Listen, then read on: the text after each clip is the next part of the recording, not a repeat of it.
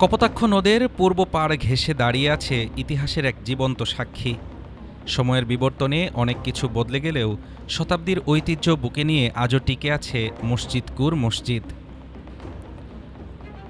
খুলনার কয়রা উপজেলার আমাদি ইউনিয়নের এই নিভৃত পল্লীতে সুলতানি আমলের স্থাপত্যশৈলী যেন কথা বলে ওঠে। নির্জন পরিবেশে এই প্রাচীন স্থাপনা শুধু ধর্মীয় উপাসনালয় নয়, বরং বাংলার সমৃদ্ধ ইতিহাসের এক অমূল্য অধ্যায়। ঐতিহাসিকদের মতে ১৪৫০ থেকে ১৪৯০ সালের মধ্যে হজরত খান জাহান আলীর শিষ্য বুড়া খাঁ ও ফতেহ খাঁ এটি নির্মাণ করেন। প্রায় ২৫০ বছর আগে আর কি এটা পলাশির মনে কারণ যেখানে আর কি শেষ বিদায় হয় বাংলার শেষ নব, ওই সময় ইংরেজদের যে সেনাবাহিনী গঠন করা ছিল, এই সেনাবাহিনীর ভেতরে মুসলমান এবং হিন্দু সৈনিকদের ভিতরে একটা গৃহযুদ্ধের মতো সৃষ্টি হয়। ওই সময় গাজী বদিউল্লাহ নাম করে একজন সিপাহী সর্দার, উনি ওখান থেকে পালাই চলে আসেন, এসে এখানে সুন্দরবন কাটতে কাটতে এখানে বাসস্থান করেন। সেই আছে আমাদের পূর্বপুরুষ। বর্গাকার এই মসজিদের প্রতিটি পাশ প্রায় ১৬.৭৬ মিটার লম্বা। ৪টি বিশাল স্তম্ভের উপর ৯টি গম্বুজ নিয়ে দাঁড়িয়ে আছে এর মূল কাঠামো। তবে জৌলুস হারিয়েছে সেই নান্দনিক টেরাকোটা।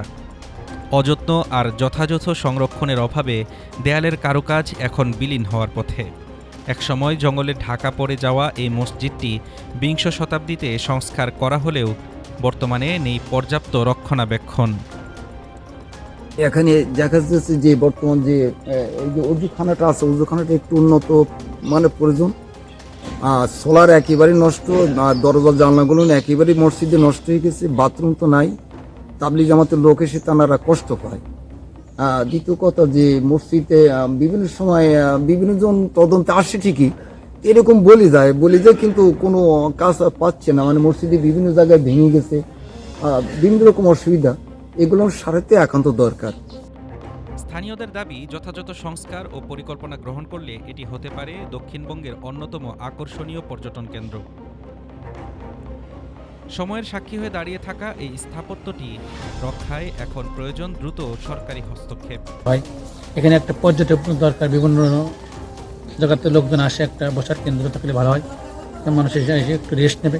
ব্যক্তিগতভাবে এটা করছে, কিন্তু বাইরে থেকে যদি কোনো অনুদান আসে এটা গ্রহণ করে। মাদ্রাসার থাকা খাওয়া সম্পূর্ণ ফ্রি, ছাত্রদের ভর্তি ফি কোনো টাকা নেওয়া হয় না, মাসিক কোনো টাকা নেওয়া হয় না। আর দেরি হলে হয়তো চিরতরে হারিয়ে যাবে সুলতানি আমলের এই অনন্য নিদর্শন।